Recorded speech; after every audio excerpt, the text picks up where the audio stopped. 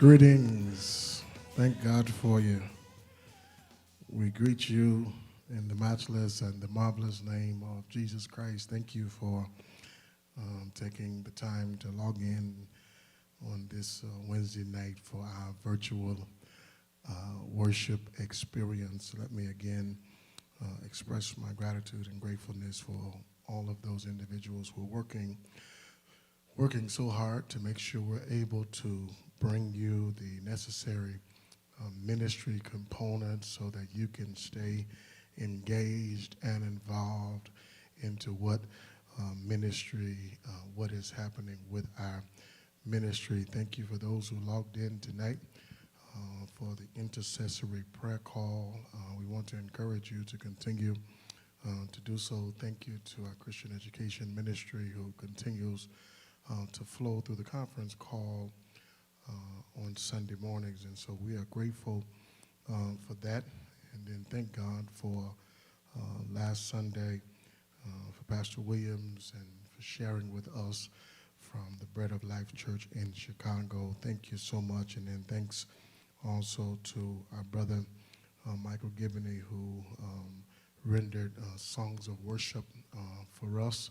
And so we're grateful for everything that's happening.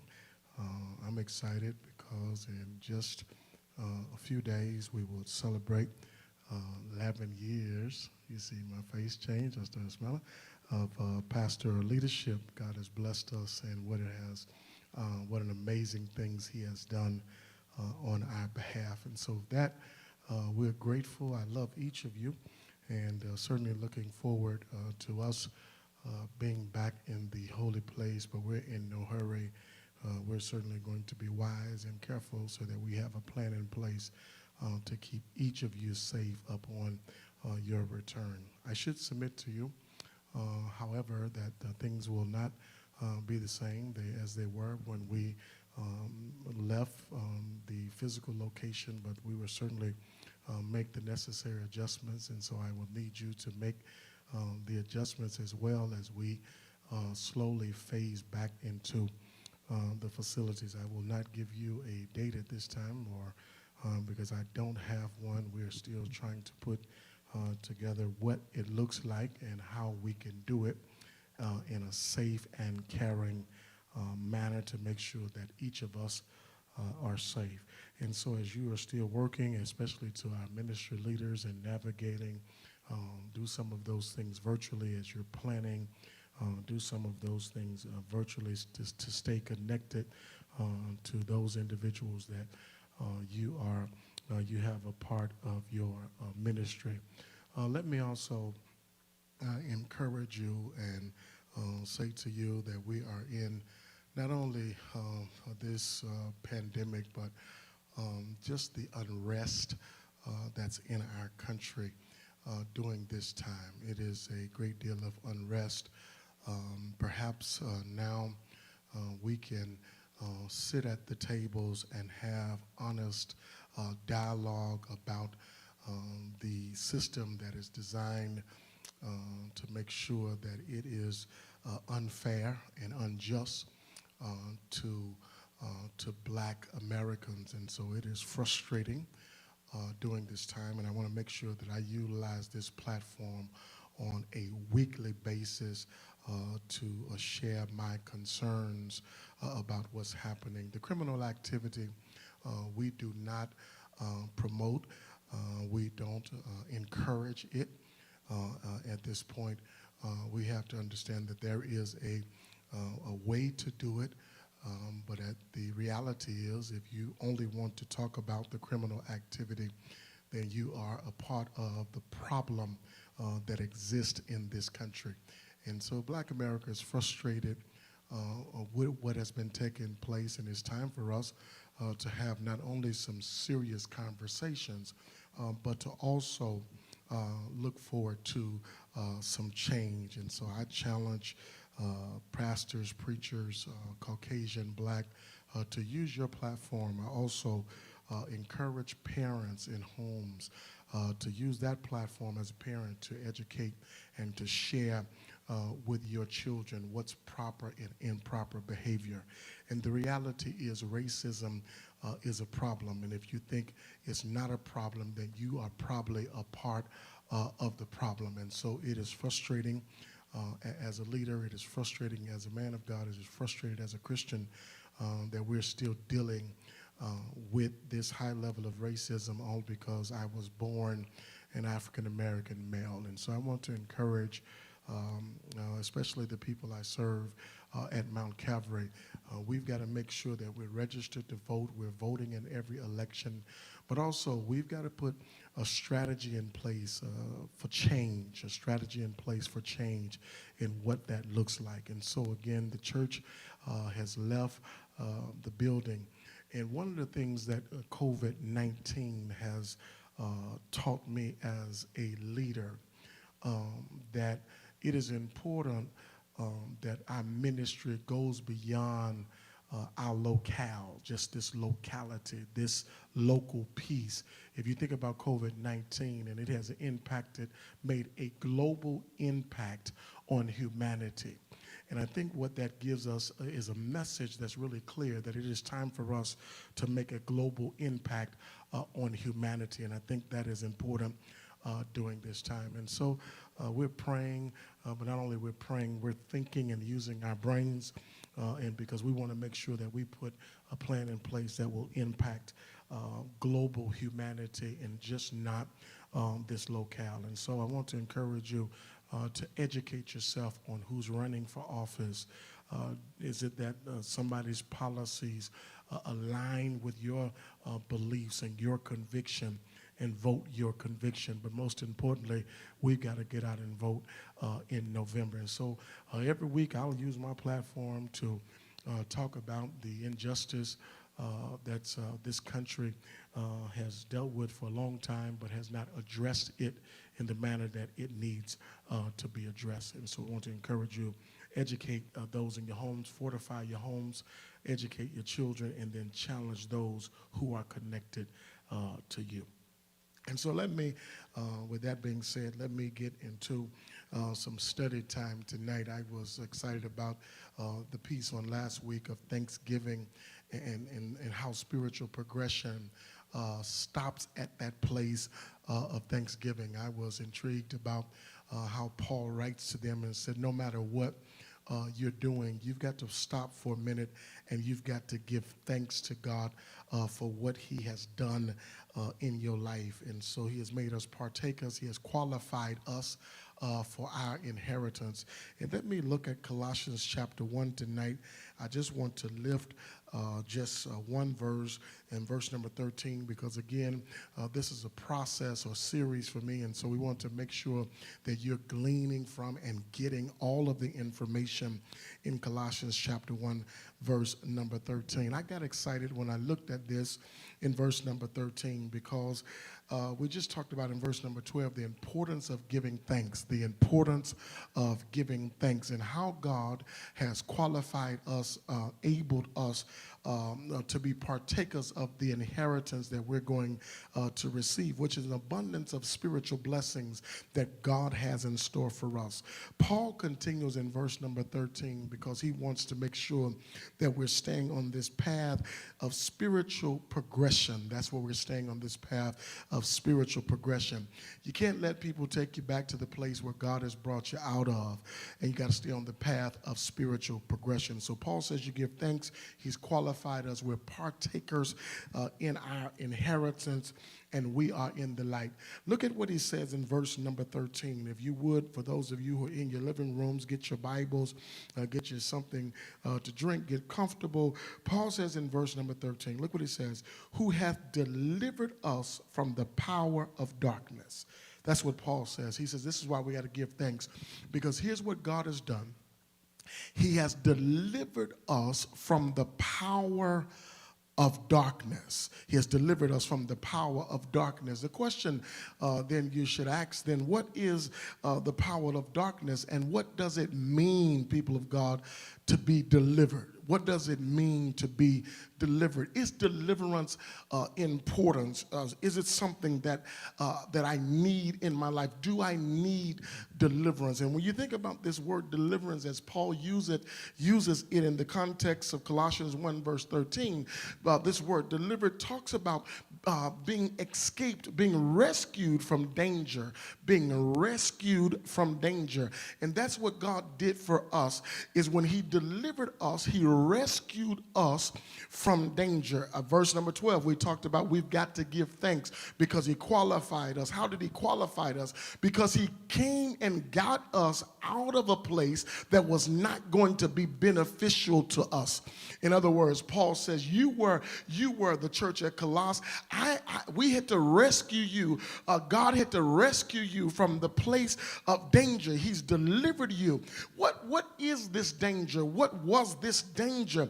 It was the activity and the actions of sin that God says, I'm going to bring you out of that, who have delivered us from the power of darkness. I've got to bring you out of that. I've got to bring you out of the place of danger. And people of God, I don't know about you, but I'm excited that God cared enough about me, was concerned enough about me to deliver me and to cause me to escape from the place of danger. And that was actions and activities as a result of my sin nature.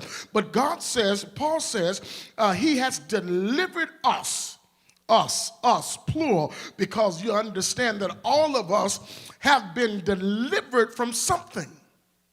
All of us have been delivered from something, which is why you cannot spend your time in the mindset or the attitude of judging others, because one thing that we do have in common is that we all needed to be delivered from something. I don't know what your deliverance was. You don't know what my deliverance was. But what I do know is that we all needed to escape from some level of danger as a result of the actions and the activities of sin. And so Paul says God has delivered us, plural. That means all of us. You can't point the finger at your brother, your sister, about what they've done, because God delivered us. And I want to suggest, or pause for a minute and suggest to you, stop allowing people to continue to talk about the place that God brought you from. Oh my goodness, I just got happy. Stop allowing people to continue to talk about the place where God has brought you from. The only time I want to talk about my deliverance is when I'm testifying, not for the point of trying to reminisce, because normally you don't really want to engage in conversation that reminds you of the place of danger. And the only time I want to talk about having where God has brought me from in my deliverance is when I'm testifying. And I believe the problem that we have in 21st century Christendom is that we don't have enough people who are testifying about where God has brought them from, and where they are now is evidence of where God has brought me from. He delivered us. He delivered us, and for this reason I am thankful. What did he deliver me from? Because I did not have the power for self-deliverance. I didn't have the power for self-deliverance. Paul outlines it in the text, because when he delivered us from the power of darkness, which suggests that whatever was holding me was more powerful than I was.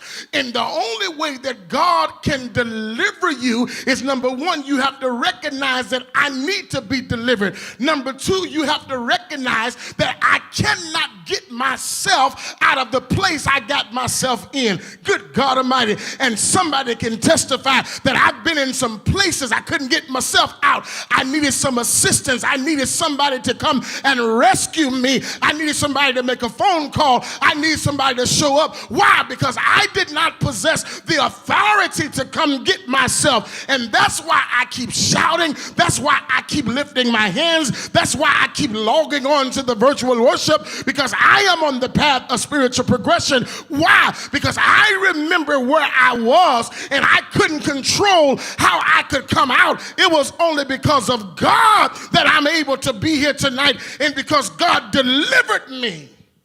Somebody type on the screen, he delivered me, he delivered me, he delivered me, he delivered me, he delivered me. Where did deliverance take place?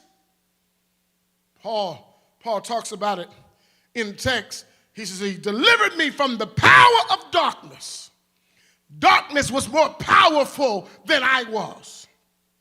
People of God, I want to suggest to you, all of us got enough common sense to understand that if you are in a dark place, you don't remain in the dark place, and you know that the dark place ain't good for you unless the dark place has power over you. And Paul says that's why I needed God. That's why we needed God, us. Which is why I'm at the place in my life, people of God, I really ain't have time to judge nobody else, because all of us got some stuff that needs to be cleaned up. All of us got some stuff we need God to deliver us from. And so that's why it's comical to me now to hear the judgmental the opinions of other people concerning other people. Why? Because all of us got a story to tell. And people of God, I don't have time to tell your story. You got your own story. And whatever God has delivered you from, allow that to be your testimony. But not only to allow it to be your testimony, allow it to be your motivation to remain on track for spiritual progression. People of God, because most of the times when we think about deliverance, we think about coming out. When we think about deliverance, we think about coming out. Here's what I like about God. Here's what I like about God. Is that when he delivers us, not only does he bring us out, I got happy, but he also brings us in. He takes us in. Check this out. He brings us out. Where did he bring us out? Darkness. And he brings us where? In. Watch the text. And have translated us into the kingdom. What? You mean I came out of darkness, and from darkness he translated me into the kingdom. That's what I like about it. He brought me where? Out of darkness. Where am I now? In the kingdom. Why? Because the kingdom is where his authority is. And when he brought you out of danger and darkness from the dark place where the adversary had power, he says, I'm giving you a new person to submit to, a new person to be in charge over you, a new person to that you can communicate about where you're going next. I am doing something new in your life. The text says he have translated. In other words, I'm going from, when you think about translation, translators or translation is important because it helps you to understand something that you're not aware of or something that you don't know. Think about it. If you don't speak any Spanish, you use a translator, so that the translator who speaks both languages can give you the information from Spanish to a place that you understand. And what God says, when I translated you, I took you out of ignorance to a place that you can understand and benefit from. I made it to the place where you not only can benefit, but you can understand it. And when you understand it, you can remain on the path of spiritual progression. But watch this, most importantly, you can benefit from it. You can benefit from it. Watch what it says. I've translated. Look at this. He doesn't forget about you. Watch the text in verse number 13. Again, one verse. He have delivered us. Us. That means me, you, everybody who's watching. Us. He delivered us. And because I'm delivered, watch what happens. That was funny how I said that. Because I'm delivered, he has brought me from the power of darkness. Because who wants to live their life in darkness? The problem with living your life in darkness, it limits your ability to see. The problem with living in darkness is that it limits your ability to see. He says, here's what I'm going to do. I am going to bring you out of the limited place and translate you or put you in a place where you can see. That's what I want to do. I want to put you in a place where you can, where you can see. He delivered us from the authority of Satan. That release from bondage, watch this, leads us into sonship. The release from bondage leads us into sonship. S-O-N-S-H-I-P, sonship. I now serve under the authority of the God who's in charge of the kingdom. Yeah, because when I got released, it brought me into a place. And I want to suggest to you that if you are claiming to be delivered and God has brought you out of something, but you can't testify where God took you to, then chances are you're not delivered. I'll say it again. If you are claiming deliverance, and you are concluding that your deliverance was all about what God brought you out of, if you didn't go into something, then chances are you'll return to the place where you got that false deliverance. Because deliverance never leaves you wondering. Deliverance always puts you on a track to go in so that you don't go back. Good God Almighty. Deliverance keeps you at a place where you go in so you don't go back. And I think part of our problem is that when we got delivered, we didn't go in anywhere. And so we found ourselves wondering, and what you get comfortable with do, once you're wondering, you'll go back to the place where you say God brought you from. The text says, Paul says, because I don't want you to go back, there's a lot of stuff happening around you. Heresy. False teachers is happening around you, right? He says a lot happening. He says, but I got to deliver you because I need to bring you into sonship. I want to be your father. I'm in charge of this kingdom. And obviously, people of God, if the place of darkness, and he's delivered you from the place of darkness, and you're on the path to go into the place of light, then there has to be a change in your activity and your actions. Because people who are in light don't act like the people who are in darkness. I'll say it again. People who are in light don't act like the people who are in darkness. And people of God, sometimes I wonder, I do, especially during this time, these challenging times of unrest. Are we acting like people of light? Or are we acting like people of darkness? And you should never want to be that you submit to the power of darkness because you claim that light is not available. If in fact I walk into a dark room, if I walk into a dark room and I can't see, and there's light available, my natural instinct is to turn the light on. Because number one, I don't want to trip over nothing. I don't want to be surprised with who may be in the room. And so you turn on the light to eliminate what the darkness does, and that is to limit what you can see. Because as long as you remain in darkness, it limits what you can see. But if you can ever get in the kingdom, the light comes on, and now you see things differently. Why? Because of the light. And I don't want to be a place where I've got limited vision, because that's what darkness does to you. It gives you limited vision. And people of God, I want to share with you that this road of spiritual progression is not about constraint, but it is about conversion. I'll say it to you again. This road of spiritual progression is not about constraint, but it is about conversion. Here is the point.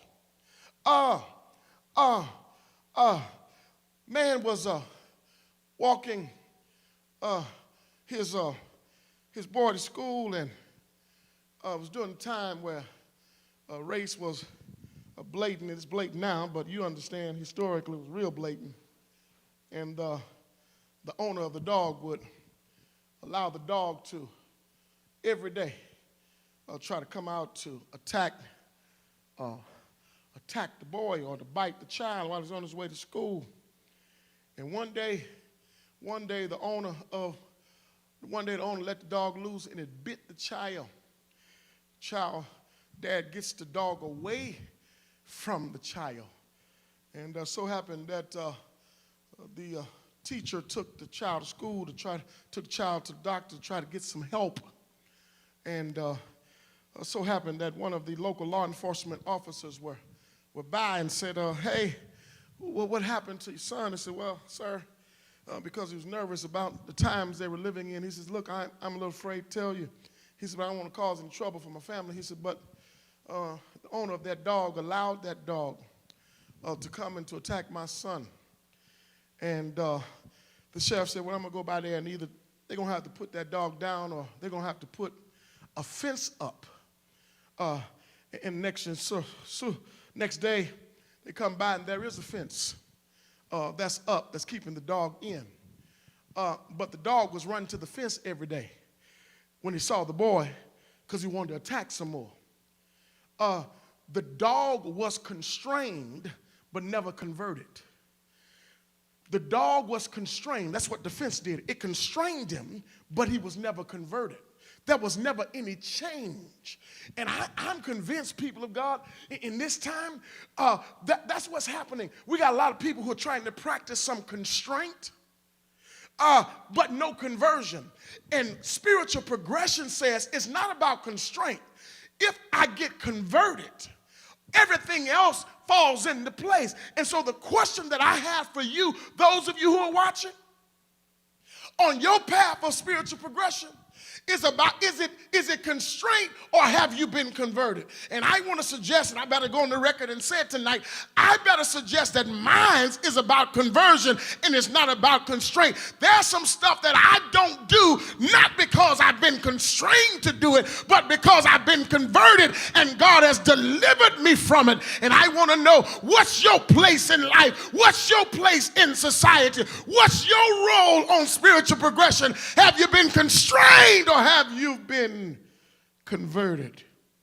Didn't mean to yell at you. Turn your TV down a little bit or the device down so I don't sound too loud in your ears. Oh, sorry. People of God, listen. This path of spiritual progression, right, he's delivered us, right? I've been delivered. And that is, he rescued me from the place of danger. But when he delivered me, people of God, he brought me out to bring me in. That's what I'll tell you. He brought me out to bring me in. Into what? Into the sonship. I belong to him. And because I belong to him, that's who I represent. And when you're in light, you don't behave like you're in darkness. And people of light need to stand now. People of light need to stand now because there's enough darkness around us. There needs to be some light that's entering the room. So it takes away the limitations of your sight. And so that's my suggestion to you tonight. The question I have for you, is it conversion or constraint? I want to suggest the hope it is for your life is that it's conversion. Bless you.